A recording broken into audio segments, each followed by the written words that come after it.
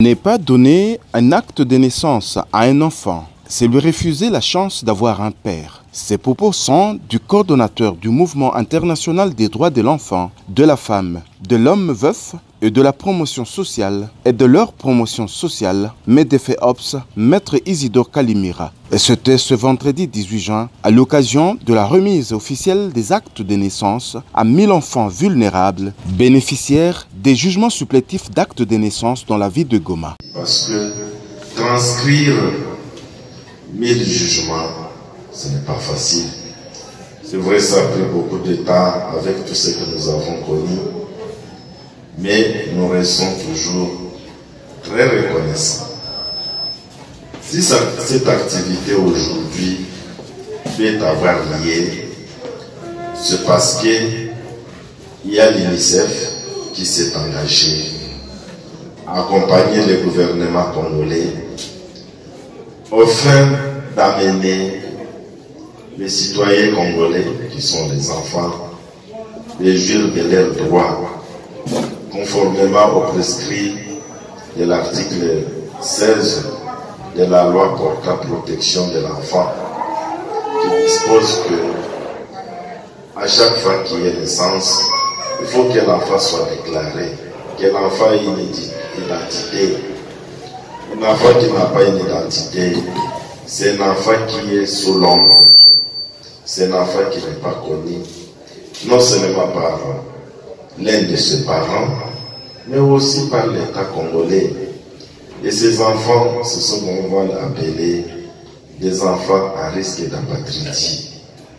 Et quand l'enfant se retrouve dans cette situation, on ne sait pas, quand même nous agissons, nous les intervenants en matière de protection de l'enfant, si réellement nous sommes en train d'intervenir pour qui? Parce que les qui là n'existent pas. Voilà, nous remercions tout le monde, vous les acteurs qui sont vraiment engagés à donner encore un sens à l'être humain qui est l'enfant.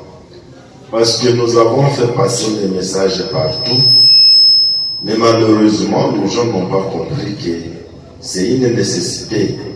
On ne peut pas continuer à nourrir un enfant qui n'a pas une identité, c'est une entorse. Parce que la nourriture, ça passe, mais l'identité reste, ça demeure, parce que c'est avec cette identité qu'on amène même quelqu'un à la tombe. Et aussi ce que nous devons vous rappeler, quand un enfant est né, l'on connaît bien que l'enfant est né d'une mère. Mais on ne peut pas savoir le père de l'enfant si ce n'est par la voie de la déclaration de naissance.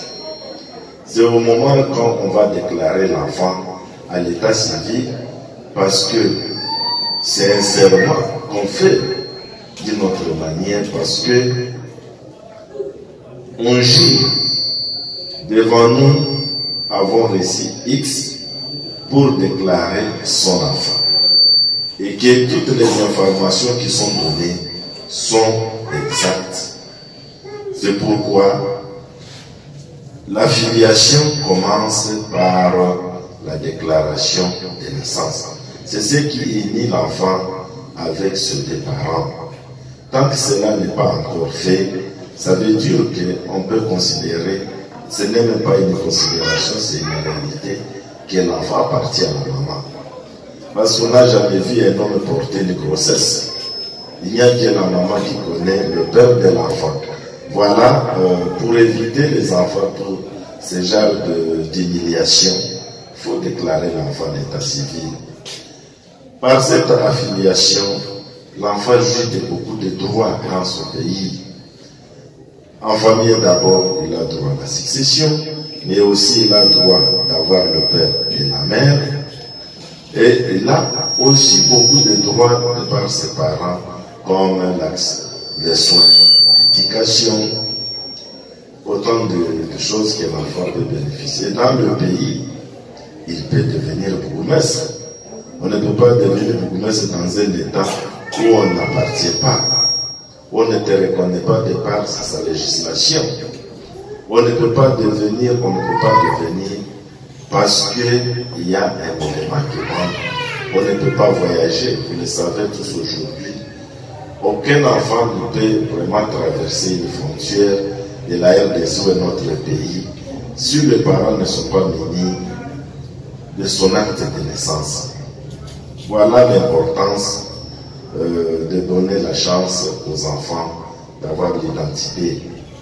Je ne saurais pas vous prendre beaucoup de temps. Nous continuons à réitérer nos remerciements à l'UNICEF qui a facilité que ces enfants puissent obtenir leur acte de naissance. Nous remercions aussi la commune de Karisibi à travers ses autorités.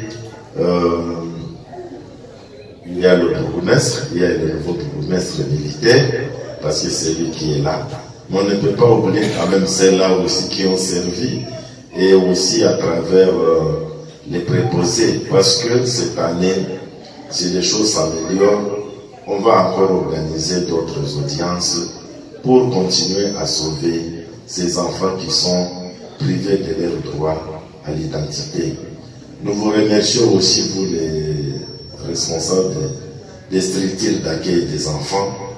Ces actes, ce ne sont pas des papiers, c'est l'image de cet enfant. Ce sont des documents que vous devez garder jalousement. Ce n'est pas des choses, ah non, vous prenez, vous mettez dans ce tiroir. Non, ça doit être bien protégé parce qu'au moment de la réunification de l'enfant, il faut que l'enfant soit réunifié avec son acte de naissance. Et je vous dis que en réunifiant l'enfant dans la famille, ça donne encore un plus pour l'enfant.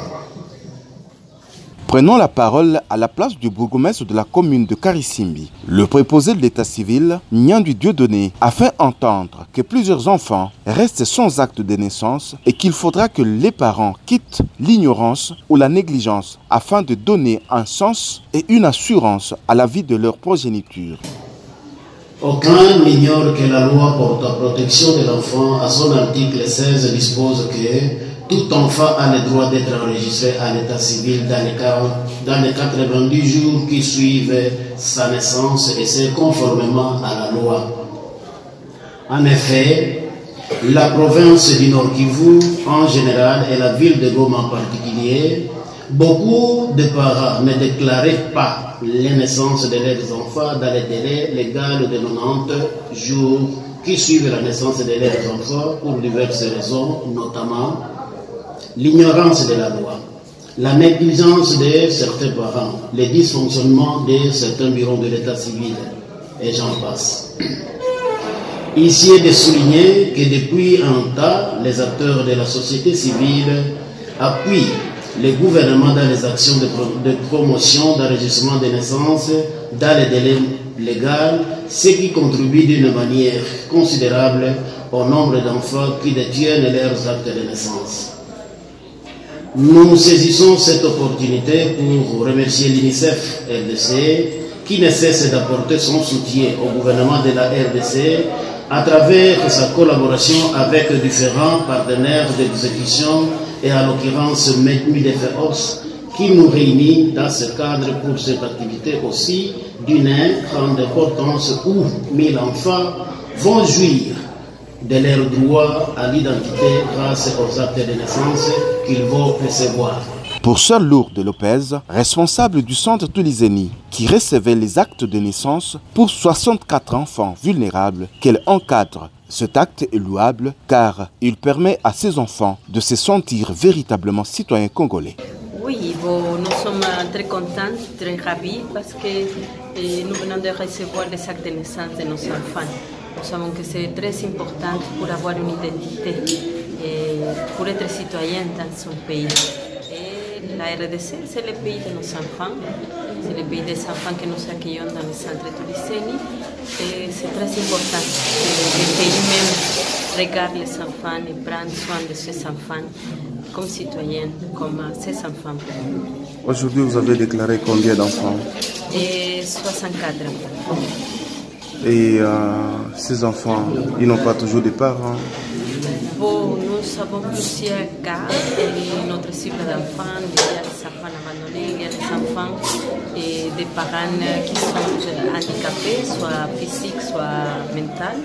Il y a des enfants qui sont maintenant issus de la situation de crise du volcan et nous avons aussi les filles survivantes de violences sexuelles. Les parents ainsi que l'État congolais sont appelés à accomplir ce devoir patriotique malgré son coût.